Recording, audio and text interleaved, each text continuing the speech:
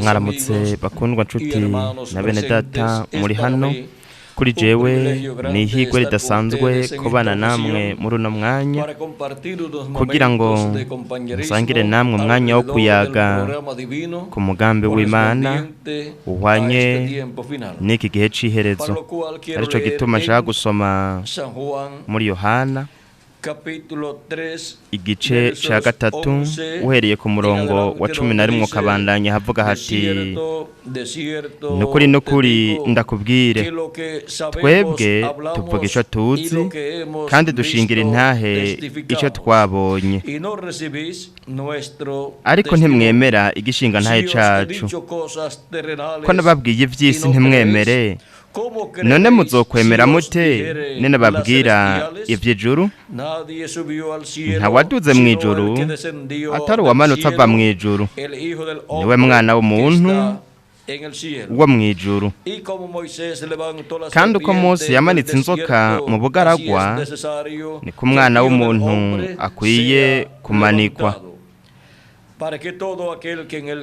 ngo mwizera wese ntapfe rubi, ariko ahabwe ubugingo budashira. Kuko urukundo Imana yakunze abari mw'isi ariko rwatumye itanga umwana wayo w'ikinege, ngo mwizera wese ntazapfe rubi, ariko ahabwe ubugingo budashira. Kuko Imana itatumye umwana wayo gucira abari mw'isi urubanza, ariko ngo abari mw'isi bakizwe nawe. Umwizeye ntazotsindwa n'urubanza, ariko utamwizeye aramaze gutsindwa, kuko atizeye izina ry'umwana w'Imana w'ikinege.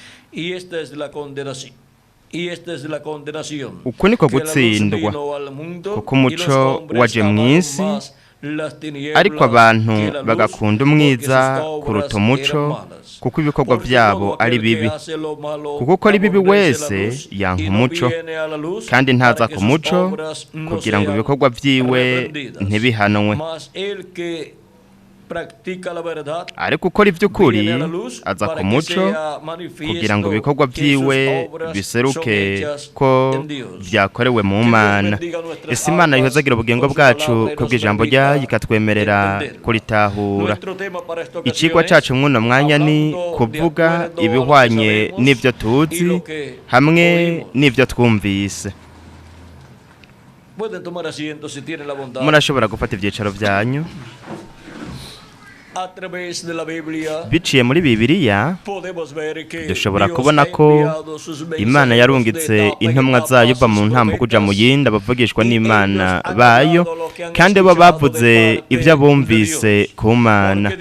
Kuko Imana ishira mu kanwa kabo bavugishwa nayo ijambo ryayo, nk'uko biri mu gusubira mu byagezwe igice ca 18 uhereye ku murongo wa 15 ukabandanya. Kandi dusome ico canditswe kidasanzwe aha twereka aho Imana ishira ijambo ryayo, ndetse naho twumvira ijwi ry'Imana uva mu ntambo kuja mu yindi.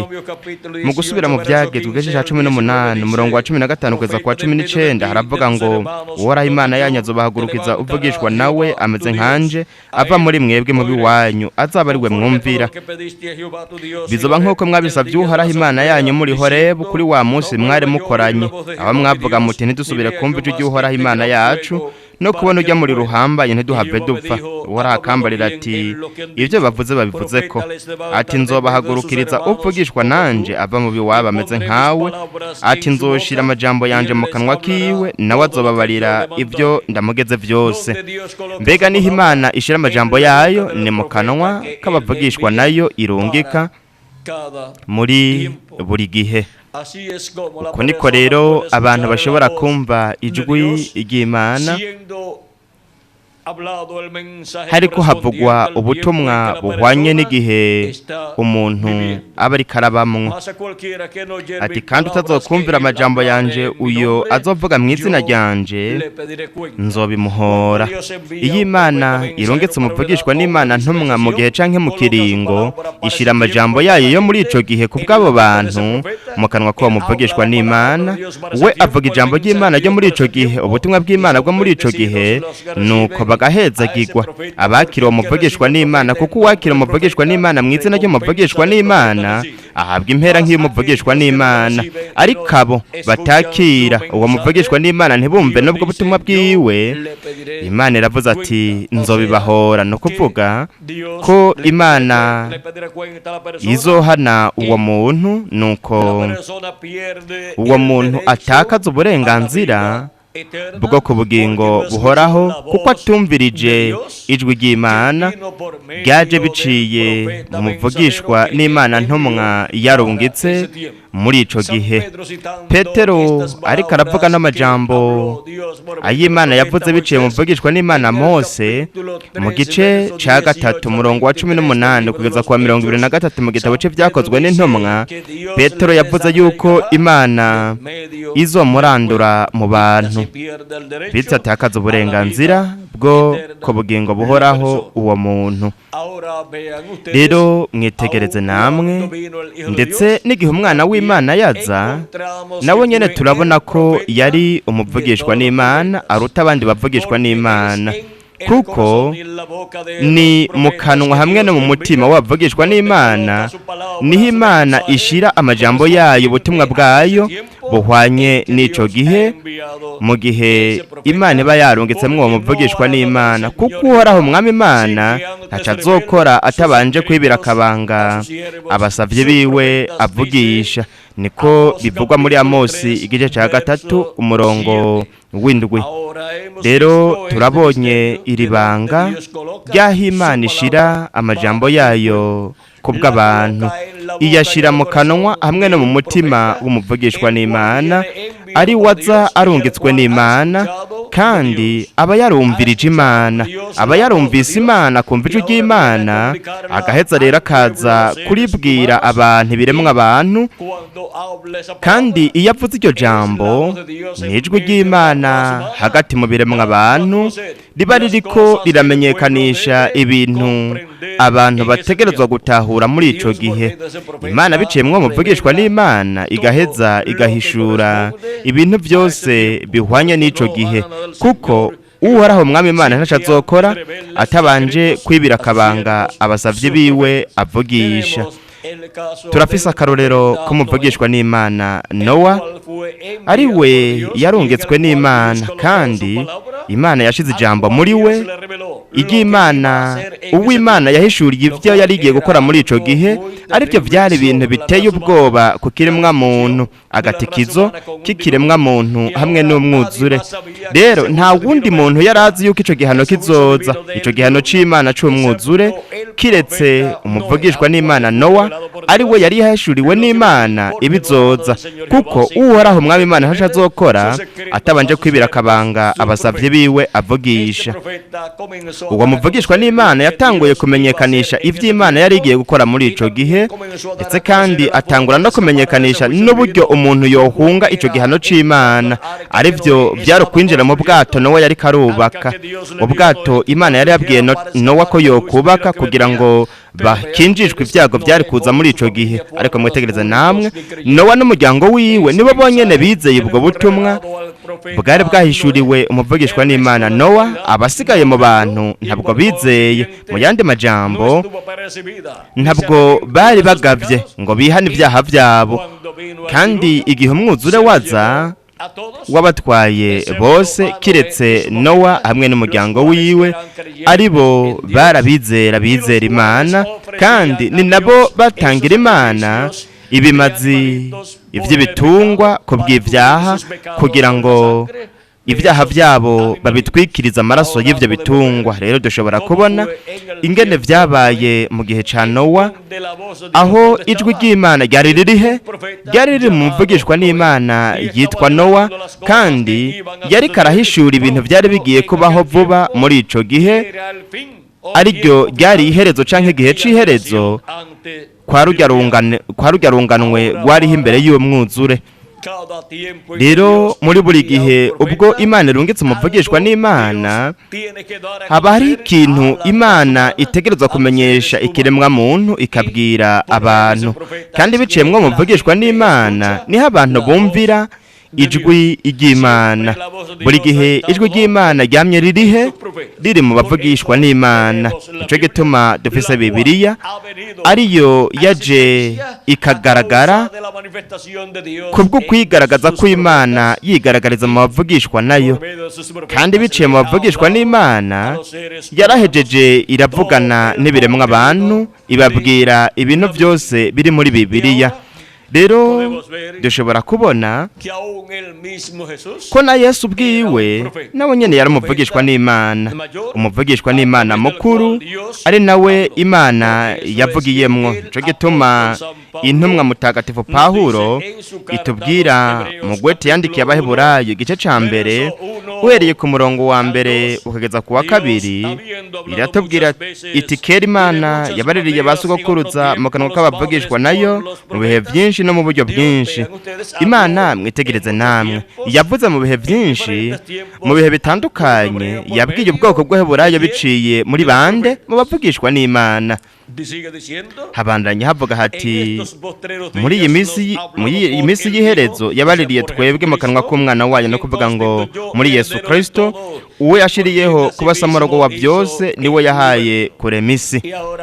Rero murabe Imana yamye ivuga biciye muri Yesu Kristo hariya mu bwoko bw'Abaheburayo, nk'uko yari yavuze biciye mu bandi bavugishwa n'Imana, ikavugana n'ubwoko bw'Abaheburayo, kuko ubwo nibwo buryo Imana ibwiriramwo ibiremwa abantu biciye mu bavugishwa nayo, abavugishwa irungika.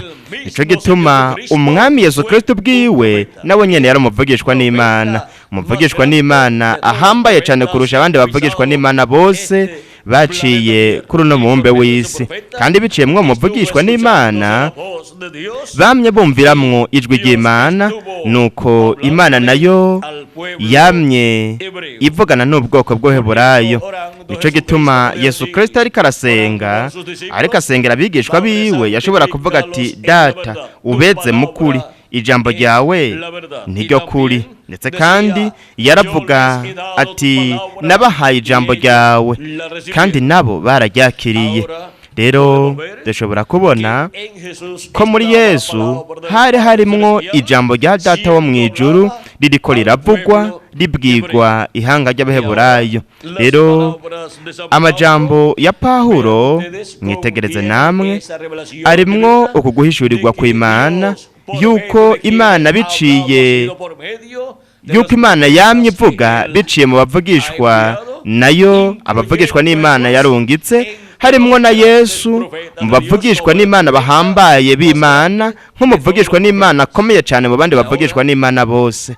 Rero twebwe mu kubona ingene Imana yavuze mu ntambuko zitandukanye ibwira ibiremwa abantu, cyane cyane ibwira ubwoko bw'Abaheburayo, aribo yabwiye biciye mu mvugishwa n'Imana, harimwo n'umwami Yesu Kristo.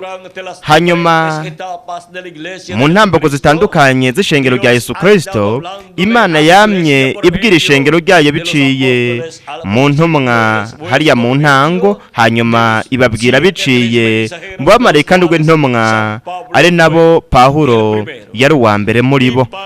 Kandi muri iki gihe cy'iherezo naho Yesu Kristo mu gitabo cy'ibyahishuriwe Yohana aratubwira mu gice cya 22 umurongo wa 16 ati jewe Yesu ntumye umumarayika wanje gushingira intahe mwebwe ibyo ko bw'amashengero.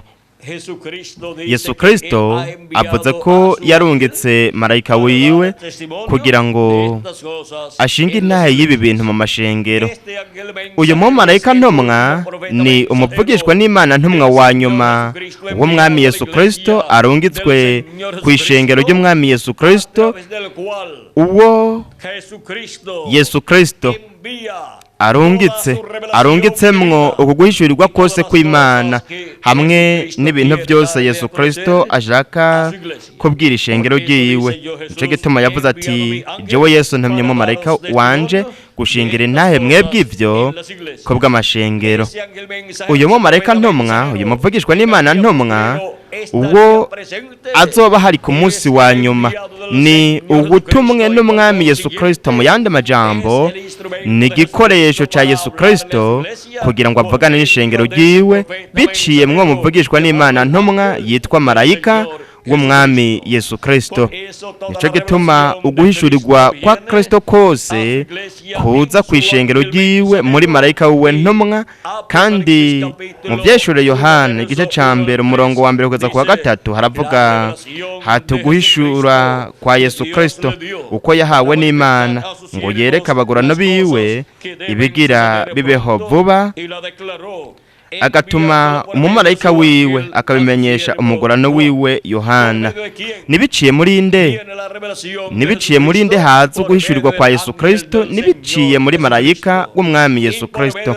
Kandi biciye mwo mumarayika ntumwa niho Yesu Kristo yihishurira ku munsi wa nyuma akishurira ishengero ryiwe kugira ngo arimenyeshe ibintu byose bitegerezwa kubaho vuba nk'uko yabisezeranye mu byahishuriwe igice cya 4 umurongo wa mbere, aho hagati muri uno murongo haravuga hati, kandi rya jwi nabanje kumva rivugana nanje ari nk'iry'inzamba rirambarira riti, duga uze hano nkwereke ibikwiye kuzobaho hanyuma y'ivyo. Ibintu bizobaho hanyuma y'ivyamaze kuba muri izi ntambuko ndwi canke ibihenugwi by'ishengero ry'abanyamahanga. Rero ibintu bigiye kubaho muri iki gihe c'iherezo, iki gihe twe turiko turabamwo, we yasezeranye kubimenyesha abo bazoduga aho we ari. Kandi ari hehe? Yesu Kristo muri mpemu yera ku munsi wa nyuma nihe yigaragariza? Wari mw'ishengero ryiwe mu gihe cibuye rikomeza ifuruka, kandi aho niho yigaragariza biciye muri marayika wiwe ntumwa kugira ngo atumenyeshe ibintu byose bitegerezwa kubaho vuba muri iki gihe c'iherezo. Nico gituma mu vyeshure Yohana 22 umurongo wa 6 tukabandanya havuga hati, arambarira atayo majambo nayo kwizegwa nayo kuri, kandi umwami niyo Mana igere mpemu z'abavugishwa nayo yatumye umumarayika wiwe kwereka abagurano biwe ibigira bibeho vuba. Mbega nindarungitse ni marayika wiwe ntumwa kugira agira iki? Kugira ngo amenyekanishe ibintu bitegerezwa kubaho vuba. Kandi marayika wiwe ntumwa ninde? Ni umuvugishwa n'Imana wa nyuma, intumwa y'Imana yirungikwa ku ishengero rya Yesu Kristo hamwe no ku bwoko bw'Ebraya. Mu yandi majambo, ku kiremwa muntu cose. Uwo niwe muvugishwa n'Imana w'ikiringo, kandi ni umuvugishwa n'Imana wa nyuma w'ikiringo uw'Imana yari kurungika ku isi ikamurungikira ibiremwa abantu. Uwo niwe marayika w'umwami Yesu Kristo, ni nawe muvugishwa n'Imana wa nyuma uw'Imana irungika ku kiremwa muntu. Nico gituma mwo muvugishwa n'Imana haje kwigaragaza kwa Yesu Kristo, aho hakorerwa uguhurirana kw'intare y'umuryango wa Yuda ihurirana n'umwagazi w'intama w'Imana. N'uyo mumarayika ntumwa ni igikoresho ca Yesu Kristo, ico Yesu Kristo yari kwigaragarizamwo muri iki gihe c'iherezo. Nuko biciye muri iyo ntumwa akatumenyesha ibintu byose bitegerezwa kubaho vuba muri iki gihe c'iherezo. Ntibiciye mwuno mumarayika ntumwa niho guhishurirwa kose kwa Yesu Kristo kuza muri iki gihe c'iherezo ku munsi wa nyuma, arico kimpumbi c'indwi. Ntibiciye mwuno mumarayika ntumwa uwo Yesu Kristo, niho Yesu Kristo yihisha mu mubiri w'umuntu. Nuko biciye mu mubiri w'umuntu akihishurira ishengero ryiwe kuri uno munsi wa nyuma. kuko uguhishurirwa kose gutegerezwa kuza ku muvugishwa n'Imana, nuko uwo muvugishwa n'Imana nawe akabimenyesha abantu b'Imana ihanga ry'Imana, kugira ngo bityo abantu bumve ijwi rya Kristo, ijwi ry'Imana ririko riratumenyesha ibintu byose bitegerezwa kubaho vuba kuri uno munsi wa nyuma. Kandi we azavuga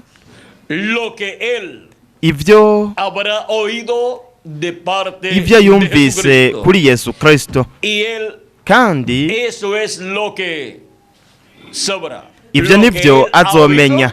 Ibyo yumvise abyumvise kuri Yesu Kristo, nuko akabimenyesha abahungu n'abakobwa b'Imana bose bazoba babayeho muri iki gihe cy'iherezo.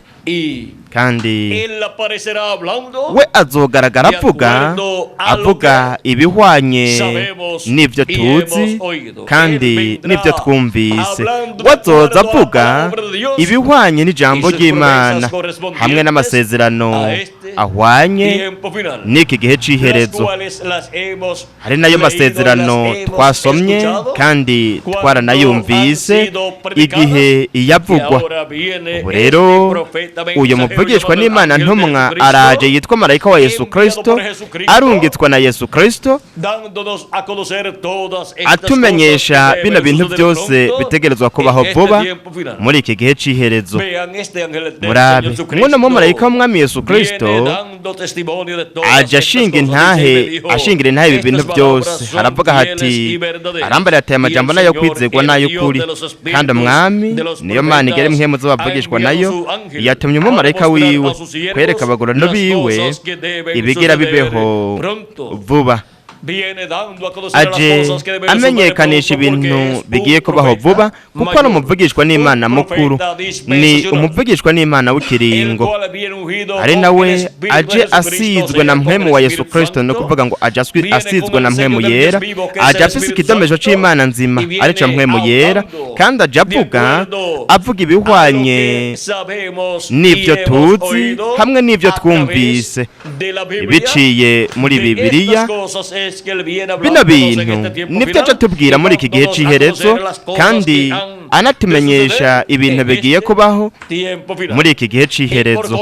ndetse mu yandi majambo, Kristo yigaragarije muri we, aje ahamagara yegeranya abatonejwe biwe bose, hamwe n'iri jwi rirenga ry'inzamba, ari naryo Kristo yavuze muri Matayo igice ca 24 umurongo wa 30 n'uwa 31. ahatubwira uku gukurikira: ubone ikimenyetso cy'umwana w'umuntu kizobonekera ku ijuru, niho amoko yose yo mu isi azoboroga. bazobona umwana w'umuntu aje mu bicu byo ku ijuru, ari n'ububasha n'ubwiza bwinshi. azotuma abamarayika biwe n'ijwi rirenga ry'inzamba bakoranya abatonejwe biwe bave mu birere bine, guhereye ijuru ritangurira kugeza iyo riherera. muri Ruhuhuma tariki 28 mu 1963 hagaragaye iki gicu c'ikinyegezwa, kandi iki gicu c'ikinyegezwa si kindi uretse ikimenyetso cyo kwijuru icari carasezeranijwe na Yesu Kristo, kuko hari kuboneka ikimenyetso cy'umwana w'umuntu ku ijuru, niko Yesu Kristo yari yavuze. kandi bazobona umwana w'umuntu aje mu gicu azananye n'abamarayika biwe, nuko azogerera umwe wese ibikwiranye n'ibyo yakoze. ni ukuvuga yuko ibyo ari byo Kristo yatubwiye igihe yatubwira ko kuza k'umwana w'umuntu aje ari mu bwiza bwa se azananye n'abamarayika biwe. rero muri Matayo igice ca 24 aratubwira hati, bundi ikimenyetso cy'umwana w'umuntu kizobonekera ku ijuru, niho amoko yose yo mu isi azoboroga. bazobona umwana w'umuntu aje mu bicu byo ku ijuru, ari n'ububasha n'ubwiza bwinshi. kandi ngaha kino gicu ni igicu c'ikinyegezwa, kuko abashakashatsi ntibamenye iki gicu ico ari cyo. ari naco cyari kiri ku birometero 42 by'uburebure, adashobora kugaragara ibicu kuko atabukanye buhari kugira ngo habe ibicu. None ibanga ry'iki gicu nirihe? Integuza yo kuza kwa kabiri kwa Kristo, Revera William Branham yaravuze ko muri iki gicu hari abamarayika n'intumwa bibiherwa by'ishengero ry'abanyamahanga, n'uyundi mu marayika yaratandukanye n'abandi, ari we ari marayika w'isezerano, marayika w'uhoraho, marayika yarokoye ubwoko bw'Aburayo biciye mu vugishwa n'Imana Mose, nuko akabashikana mu gihugu c'isezerano, igihugu ca Isirayeli, araheza abashira ngaho. Rero dushobora kubona ko kugira ngo habe igikorwa kidasanzwe, ubwa mbere yakoreje umuvugishwa n'Imana Mose mu myaka 40, hanyuma ikoresha umuvugishwa n'Imana Yosuwa, umushumba hamwe n'umukozi wa Mose, ari nawe yashikanye yinjije abantu mu gihugu c'isezerano. Nyuma yuko umuvugishwa n'Imana Mose yari yavuye mu mubiri, no kuvuga ngo umubiri wiwe w'inyama wari wapfuye. Rero turabona yuko uyu mumarayika w'isezerano nyene ari nawe yigaragaje biciye mu mvugishwa n'Imana Mose, hanyuma akigaragaza biciye mu mvugishwa n'Imana Yosuwa, ashikana ubwoko bw'Abaheburayo mu gihugu c'isezerano, mu gihugu ca Isirayeli. Uyu mumarayika nyene niwe yambaye umubiri amenyekana niwe yambaye umubiri mu biremwa abantu, amenyekana ku izina rya Yesu, ari nawe yakoze igikorwa c'ubucunguzi ku musaraba Karuvariyo, yishize ku ivyaha byacu, nuko akatwoza ivyaha byose n'amaraso yiwe y'igiciro. Kandi muri iki gihe c'iherezo, uyu mumarayika w'isezerano nyene canke marayika w'uhoraho niwe yagaragaye muri iki gico c'ikinyegezwa, ari kumwe n'abamarayika n'intumwa b'intambuko ndwi z'ishengero ry'abanyamahanga. Kandi iki gicu cyaranajyanwemwo n'integuza yo kuza kwa kabiri kwa Kristo, Revera William Branham. Aha rero hari abo bamarayika ntumwa bose ba Yesu Kristo, abo bavugishwa n'Imana ntumwa ndwi, hamwe na marayika w'indwi w'igihe cy'ishengero ry'abanyamahanga. Hari kandi na marayika w'isezerano, marayika w'uhoraho, ari nawe Yesu Kristo ubwiwe mu mubiri we wa Teofaniya. Uko niko rero hashitswa isezerano ryo kuza k'umwana w'umuntu, hariko herekanwa kw'ijuru ikimenyetso cy'umwana w'umuntu, cerekanwa kw'ijuru muri Ruhuhuma tariki 28 mu 63. Hanyuma haravuga hati azotuma abamarayika biwe n'ijwi rirenga ry'inzamba bakoranya abatoranijwe biwe. Abo bamarayika b'umwana w'umuntu bazohamagara bagegeranya abatoranijwe n'Imana bose, n'ubukozi bwa Mose na Eliya, ubukozi bw'imyelayo ibiri buzoba buriko bwigaragariza ngaha ku isi mu bukozi bwo ku munsi wa nyuma, kugira ngo buhamagare bwegeranya abatoranijwe n'Imana bose, ubwa mbere nambere abatoranijwe b'abanyamahanga, aribo bahungu n'abakobwa b'Imana, hanyuma abatoranijwe mu bwoko bw'Abaheburayo, aribo 144 by'Abaheburayo, 12 vya buri muryango, ari nabo bazokumva ijwi rya Kristo biciye mu ntumwa ya Yesu Kristo, muri marayika wa Yesu Kristo, kandi bazokwakira ubwo butumwa, nuko binjire mu mugambi w'ubucunguzi, mu mugambi w'Imana. Rero turabonye uburyo ijwi rya Kristo, ijwi rya marayika w'isezerano rizoba riko ryigaragariza ngaha ku isi muri iki gihe c'iherezo. Kandi nico gituma haje marayika aratandukanye n'abandi. Uyu mumarayika w'inkomeza amanuka ava mu ijuru, aje yigaragariza mu mvugishwa n'Imana ntumwa muri marayika we ntumwa, agashira mu mutima no mu kanwa kuno mumarayika ntumwa wa Yesu Kristo ibi bintu byose bitegerezwa kubaho vuba. Nawe agatanga ubutumwa buha abahungu n'abakobwa b'Imana bose, kugira ngo ababwire ubu butumwa, bityo abahishurira ibintu byose bitegerezwa kubaho vuba, bityo turonke kwizera kuduhesha guhindurwa no kujanwa mu rugo rwa Data wo mu ijuru mu birori by'ubukwe bw'umwagazi w'intama. No kuvuga ngo tuzozamurwa canke tunyakugwe tuje mu bicu, kugira ngo dusanganire umwami mu kirere, kandi aho niho tuzokwama turi kumwe n'umwami. Kandi abapfuye bizera Kristo nibazuka natwe abakiri bazima tugahindurwa, nuko rero tuzogira umubiri uhoraho uhawe ubwiza, kandi ubwo bwiza uwo Kristo yadusezeraniye, ndetse n'abapfuye bizera Kristo, nuko rero tuzomubona ari mu mubiri uhawe ubwiza, kuko natwe tuzoba dufise umubiri uhawe ubwiza uwo yasezeraniye twebwe twese. Nico gituma ari iby'agaciro kadasanzwe kuba muri iki gihe cy'iherezo twumva ijwi rya Kristo biciye muri marayika we ntumwa, aduha kumenya ibintu byose bitegerezwa kubaho vuba muri iki gihe cy'iherezo, kugira ngo bityo turonke ubumenyi bw'ibi bintu byose, nuko dutegurwe kugira ngo duhindurwe, tuzamurwe muri iki gihe cy'iherezo. Mbega ni gute marayika w'umwami Yesu Kristo azoba hari muri iki gihe cy'iherezo mu biremwa abantu? Azoba ariko aravuga ibihwanye n'ibyo tuzi hamwe n'ibyo twumvise. Kuri jewe ryari ihigwa ridasanzwe kubana namwe, ndabashingira intahe y'ibi bintu byose byasezeranijwe ko bizoba muri iki gihe cy'iherezo, ndetse naho tuzoba turiko turumvira ijwi rya Yesu Kristo biciye muri marayika we ntumwa atubwira ibi bintu byose bitegerezwa kubaho vuba muri iki gihe cy'iherezo, ndetse anatubwira bityo ibihwanye n'ibyanditswe mu ijambo ry'Imana, aduhishurire ubu buvugishwa buhwanye n'iki gihe cy'iherezo. Kandi hamwe n'uku guhishurirwa ko kuza kwa kabiri kwa Kristo nk'intebe mu muryango wa Yuda, nk'umwami w'abami n'uganza abaganza, mu gihugu ciwe co kwisubiza ivyiwe, harahamagagwa hakegeranwa abaterejwe n'Imana bose muri iki gihe cy'iherezo, kuko marayika w'umwami Yesu Kristo azoba ariko avuga ibihwanye n'ibyo tuzi hamwe n'ibyo twumvise, bityo rero azoba ariko araduhishurira ubu buvugishwa n'Imana bwose, ubuvugishwa buhwanye n'iki gihe cy'iherezo. Kandi ab'Imana bazokumva ijwi ry'Imana, kandi bazovuga bati ibyo nibyo jewe narindindiriye.